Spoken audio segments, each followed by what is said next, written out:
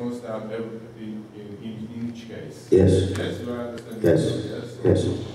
I have a great problem with this because from your point of view, you are teaching electricity. Also, from your point of view, if you are dealing just with an electric field or so, you are right. But I think it has to be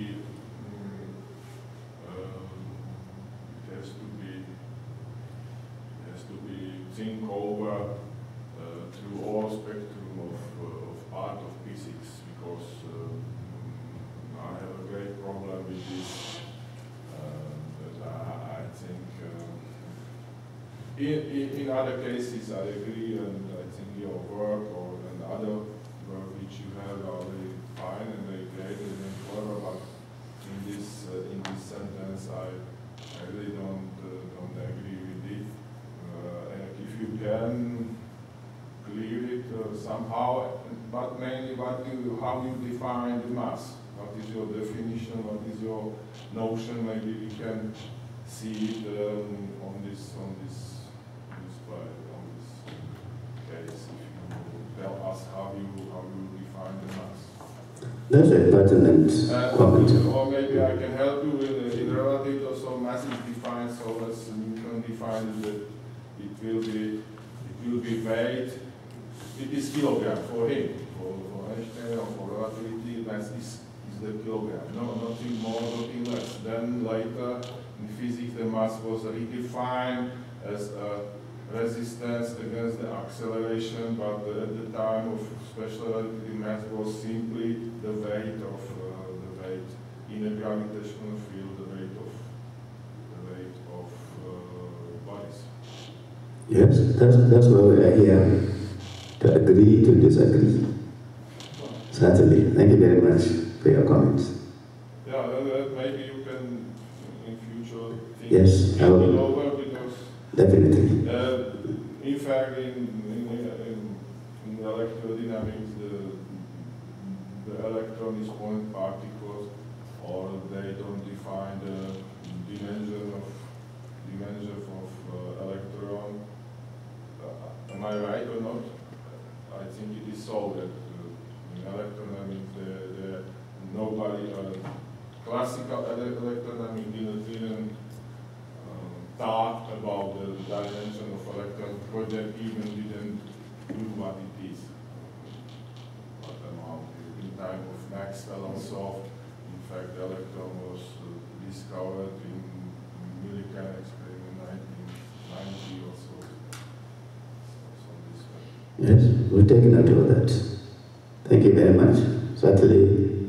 I think that if we think about the mass so as defined in Newton, if we define the mass as amount of particles or amount of in some volume, so you have to think if the electron remains the same volume when it is accelerated near to speed of light.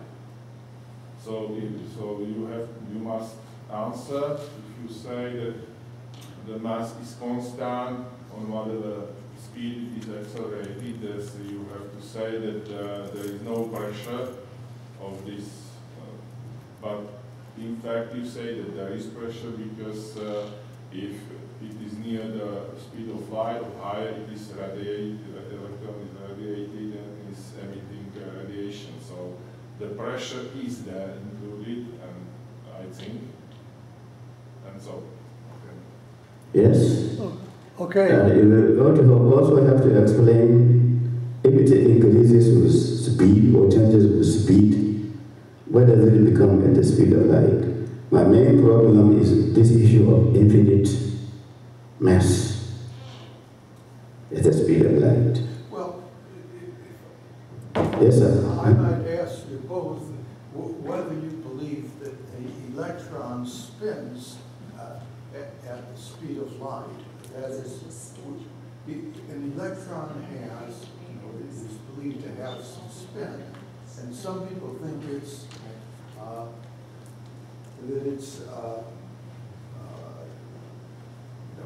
does kind of spin like a real top, whereas other people think it's a more abstract thing. But there are quite a few people, including some NPA people, who have said that an electron spins at the speed of light, and certainly when it is spinning at the speed of light, if it is, its mass does not seem to become infinite. In fact, it has barely moved. It has barely changed at all, I suppose. Does anybody have any thoughts on that? So whether the mass of an electron does change as it is increased by its spinning at the speed of light, if it does.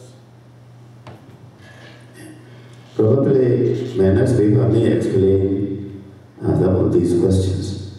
But in the next paper, I showed that you can express mass in terms of electric charge. We'll only come to that. I think by myself that in fact electron is working in the same way as photon.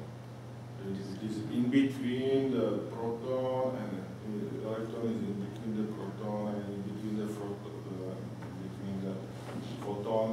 And I think that the volume of electron with the higher of its energy is the diameter of electron is getting less and less. If you speed the electron. If we in fact, I am working rather with proton because the electron is very undefined what is connected with this volume. Have you some idea about the volume of electron? Because it is very, very directly connected to this electro-dynamic, to the sentence about the mass. Of course, we are working with classical electrodynamics. They don't knew in their time, Maxwell and so they were very far from the mass of the real mass of electron. It was discovered by Millikan in 1990. The Millikan's experiment, which measured the charge of the electron. Yes, sir? In the back. Okay. By the way, I basically agree with you on almost all of it. I don't approach it electronically, but I also agree that the mass does not increase.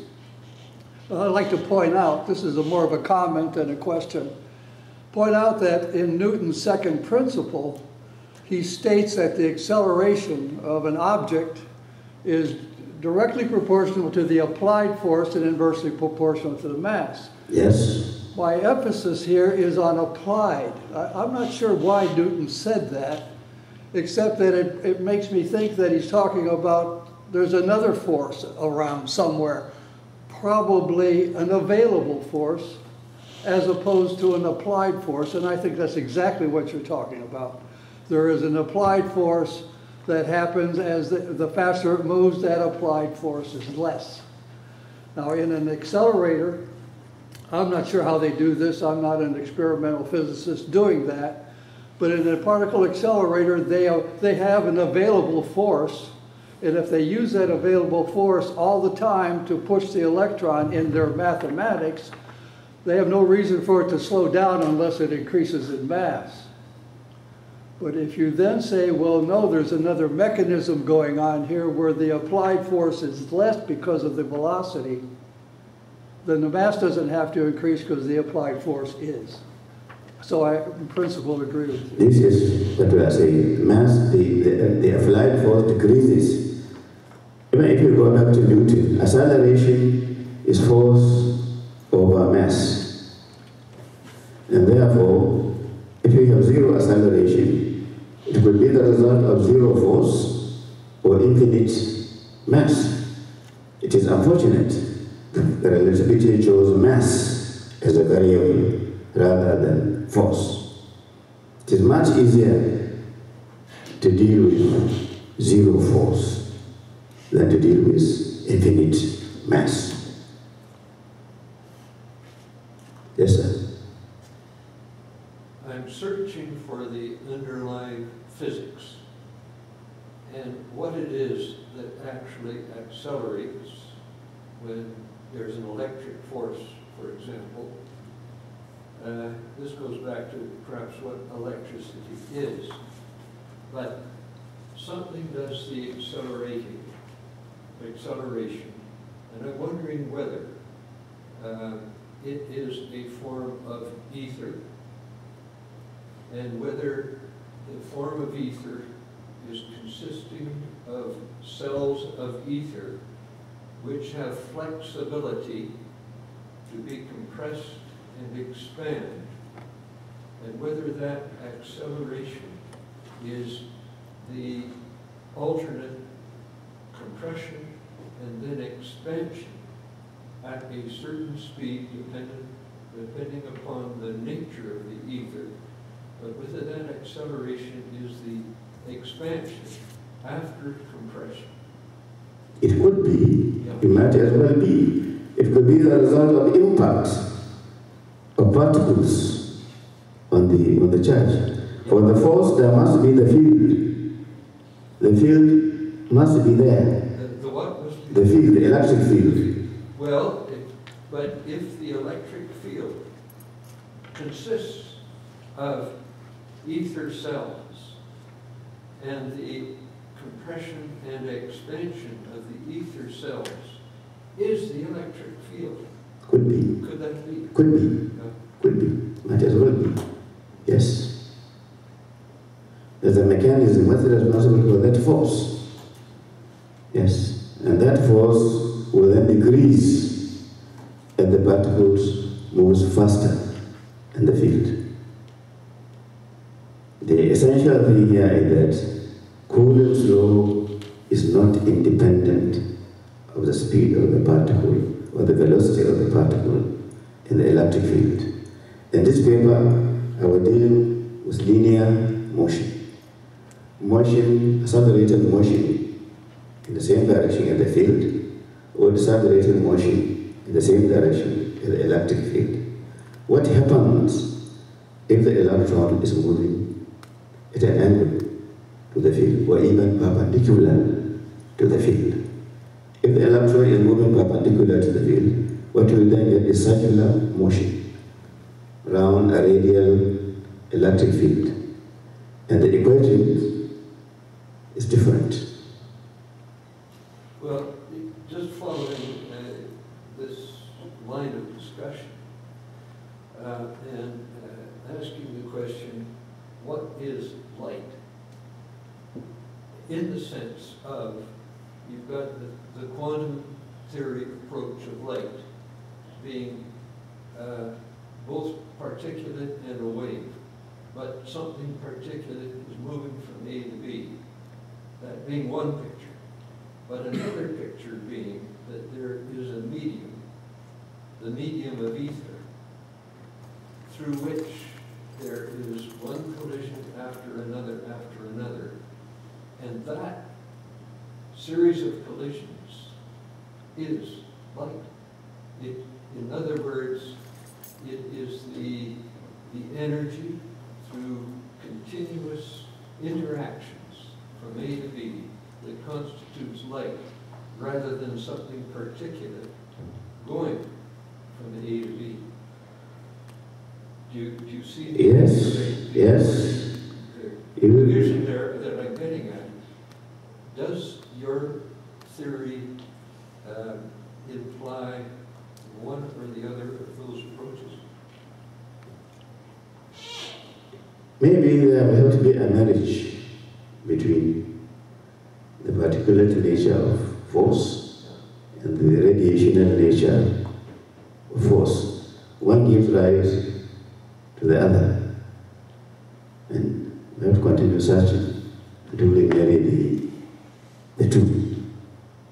But I am more inclined toward the particulate nature of force in an electric field.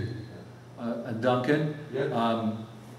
my father's come up with a third way that's absolutely fascinating, mind-blowing, and we'll be talking about that. Whereas actually, there is that third way, and that's I think you're going to be extremely interested in, I think, to Musa.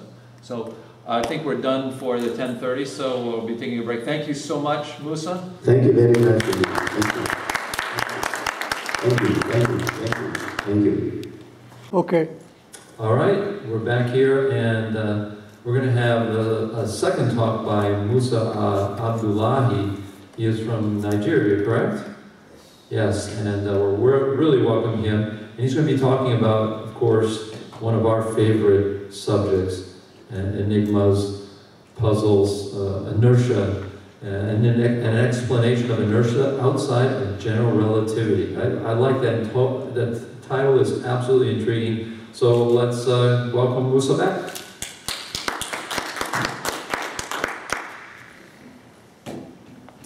All right, here's your pointer. You know.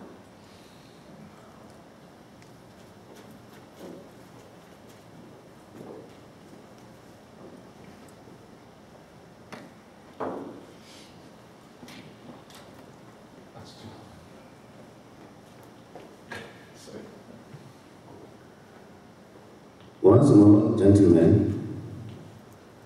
thank you for the attention. When I learned that I was to give, to read 2 papers, it encouraged me to make every effort to attend this conference, because it would be like killing 2 birds with 1 stone.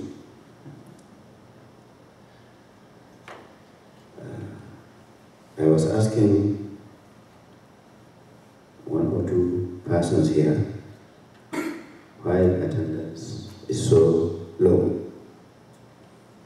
I was made to understand that this is a new organization which is bound to grow. I would like to emphasize to the organizers, David, the Hista, and his group, not to give up. Anything new is difficult, but once there is commitment and determination, something will come out of it. So I may say, we few, we have a few, we band of brothers. The topic now is an explanation of inertia outside general relativity. The original topic was an explanation of inertia outside relativity. I think it was David who added the word general, which I accepted. Because your original is outside.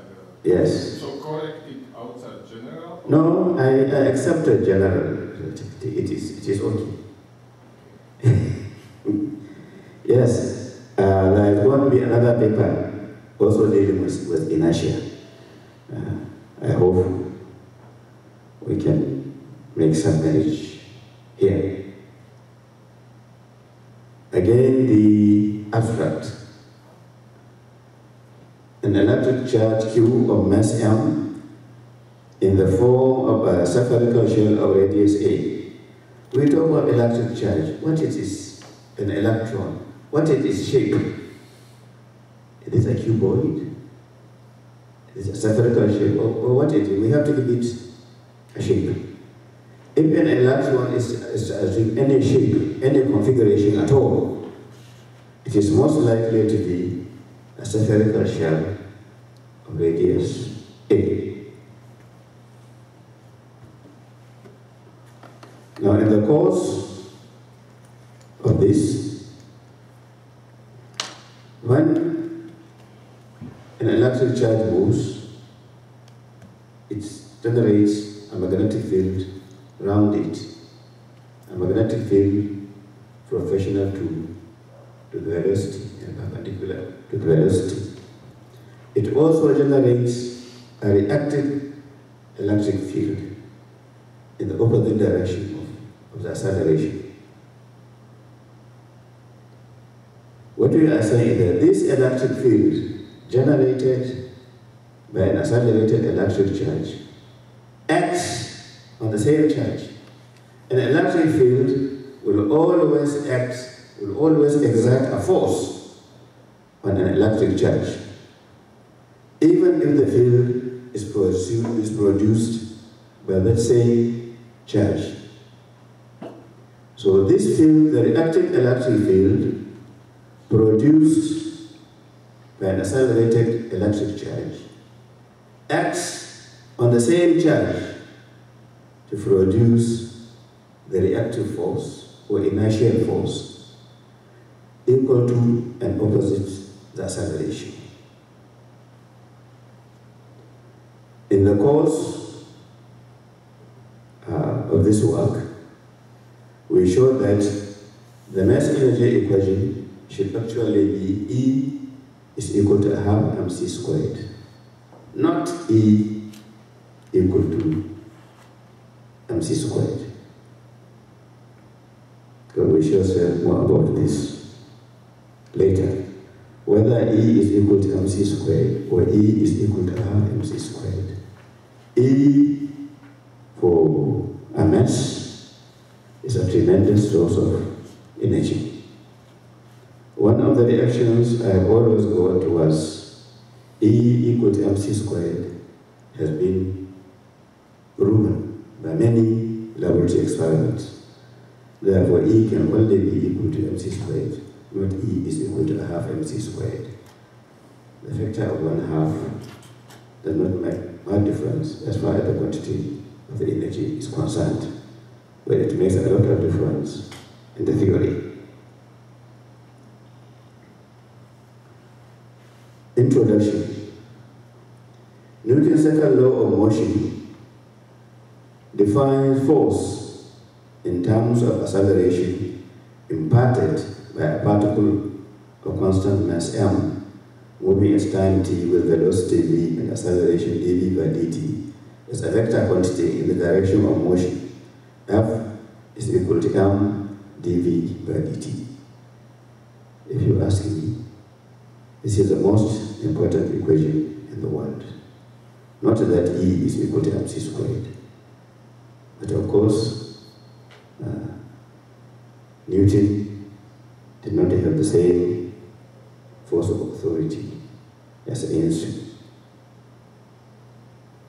Inertia, the tendency of a body to resist being moved, that is being accelerated or decelerated, becomes a reactive electric force.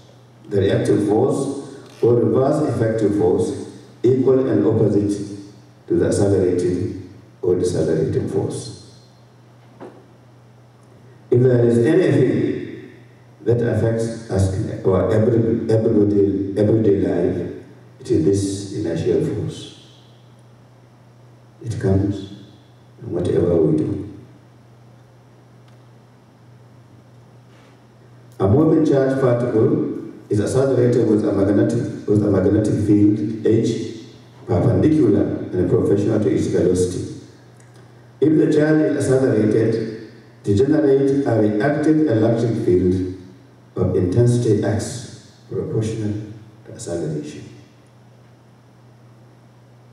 The cause of inertia here is explained by proposing that the reactive electric field x acts on the charge creating it to produce a reactive force x cubed equal to minus m dv by dt.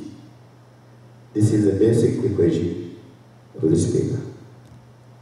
The reactive electric field acts on the charge producing it to produce a force equal to minus m dv by dt. The mass energy equivalence law,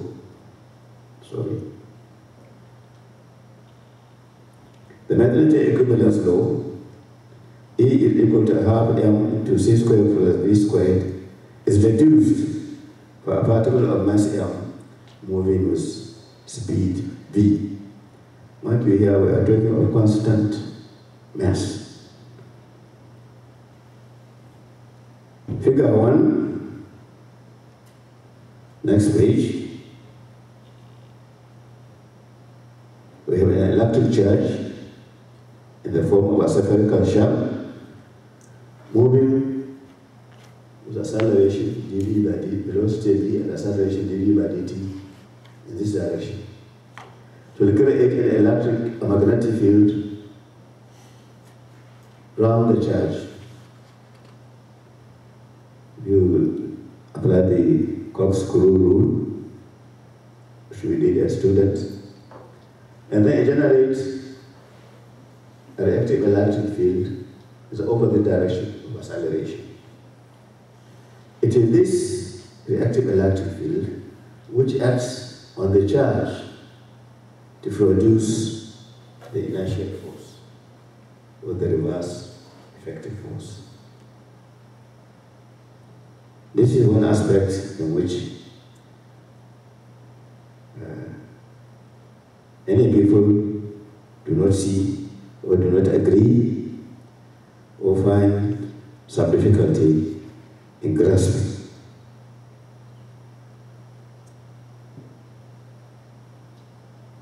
Even the electrostatic field, the radial electrostatic field, acts on the charge, but because it is in all directions, it has no resultant effect. But in the case of the reactive electric field, its direction is opposite that of acceleration. If I may say, what happens in a body? A natural body is composed of an equal numbers or equal amounts of positive and negative electric charges. So the reactive electric field of all the charges in a body will cancel out externally. But the electric electric field produced by a charge acts on itself to produce the reactive force. A charge can only occupy a particular position. No two charges can occupy the same position at the same time. What is another? This is a plug-in device that needs power here. That's something. Use the mouse. No, not your fault. Just use the mouse. Use the mouse and just or hit return. Hit return on the keyboard. Return on the keyboard. Thank you.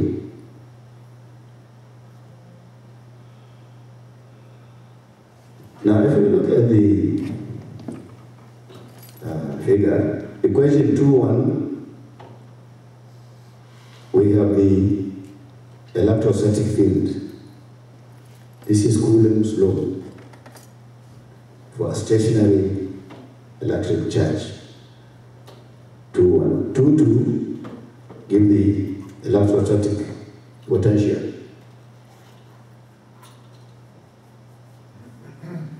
Also, the result of Coulomb's law. Equation 2.4 give the intrinsic energy of the charge. Now this is a formula which is very familiar right from the school days. If you have a spherical charge of radius A of charge Q, then its intrinsic energy is Q squared over 8 pi epsilon A.